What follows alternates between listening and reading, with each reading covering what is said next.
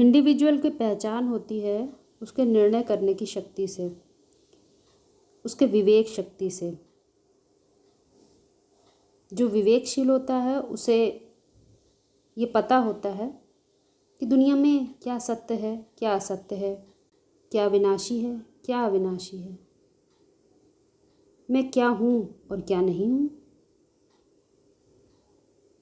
वो क्या है जो बदल जाएगा और वो क्या है जो नहीं बदलेगा। उसे पता होता है कि शाश्वत सत्य क्या है, वह सत्य जो समय, स्थान और वायुमंडल के कारण बदलता नहीं है। ऐसा नहीं होता कि आज वो सत्य लगे और कल कुछ कुछ असत्य मालूम पड़े। समझने वाला, जानने वाला ज़रूर एक योगी होगा, क्योंकि वो एकाग्रचित्त होता है। उसकी एकाग्रता निरंतर होती है, क्योंकि उसकी सोच में अंतर नहीं पड़ता कि आज जो सोचता है वो कल बदल जाए,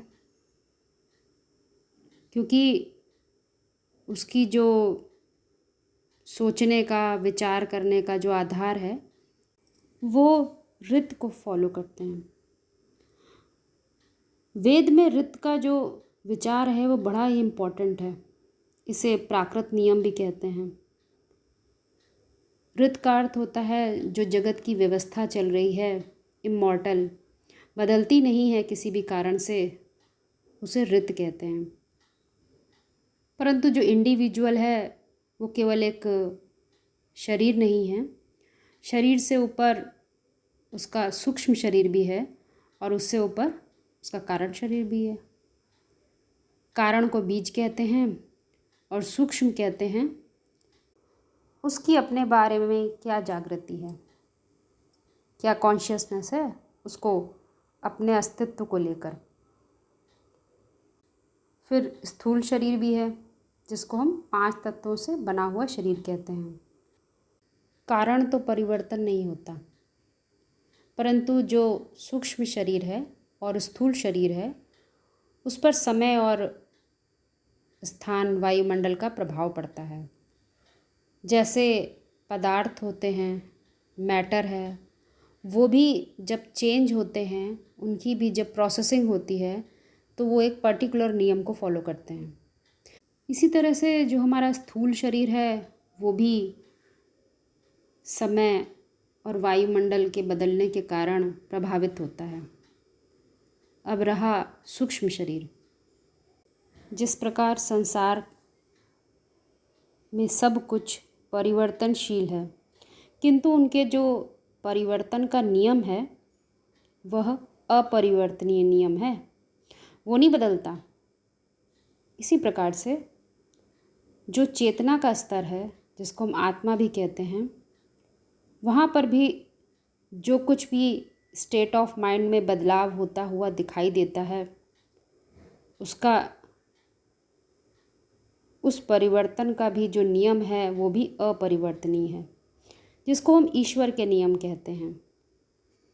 इसीलिए वेदों में ये बात बताई जाती है कि संसार में जो कुछ भी है, जड़ या चेतन, सब कुछ ऋत के नियम में बंधा हुआ है, बाहर नहीं आ सकते। इसीलिए इंडिविजुअल को अपनी इंडिविजुअलिटी को पहचानना चाहिए। मैं हूँ तो मैं कौन हूँ। यदि बीज अपनी आइडेंटिटी भूल जाए कि मुझे क्या पैदा करना है, किस फल को पोषण देना है, तो क्या होगा रिजल्ट? जो पैदा होना चाहिए था वो तो नहीं पैदा होगा। इसी प्रकार से मनुष्य अपने कारण रूप में एक बीज के समान है। उसे ये जानना चाहिए, पहचानना चाहिए कि मैं वास्तव में इस सृष्टि पर क्या करने आया हूँ, कोई मेरा वजूद है कि नहीं, आज दुख है तो क्यों दुख है, क्योंकि ये सृष्टि तो एक ड्रामा है। ड्रामा में सब खेल खेलते हैं, तो खेल खेलते मैं इतना दुखी कैसे हो गया। तो अपनी चेतना के स्तर पर हमें रियलाइज़ करना चाहिए कि वास्तविकता क्या है, मैं कौन से नियमों पर चलने लग गया हूँ, जो मैं नहीं हूँ, शायद मैं वही काम करने लग गया हूँ। अपने आप को इंडिविजुअल वही समझ सकता है जो कॉमन विचारधारा से विपरीत जाकर सोच सकता है, हिम्मत करता है और ये रियलाइज़ भी करता है कि जो दिशा में आज मनुष्य चल रहे हैं उनकी मानसिक स्थिति काफ़ी नीची हो गई है, तो मुझे उसके लिए कुछ करना चाहिए। मैं तो ऐसा नहीं सोच सकता हूँ, तो ये क्यों सोच रहे हैं। उसको इन विचारधाराओं से विपरीत सोचना पड़ता है, क्राउड से बाहर आना पड़ता है। वो इंडिविजुअल बीज है, क्योंकि बीज में अपने सारे ही वृक्ष का कारण होता है। बीज परिष्कृत किया जा सकता है, वृक्ष नहीं। कोई वृक्ष के एक एक पत्ते पर पानी डाले, उसको समझाए, ढेर के ढेर जो मजमे लगते हैं, कॉमन सत्संग में बुलाते हैं, सबको एक ही लेक्चर में समझा देते हैं, इस प्रकार से इंडिविजुअल नहीं तैयार होते। जब तक क्राउड को इंडिविजुअल छोड़ेगा नहीं, तब तक क्राउड ही तैयार होगी। धंधे धोरी होंगे पैसे कमाने के, परंतु सच्चाई का मार्ग नहीं निर्धारित किया जा सकता।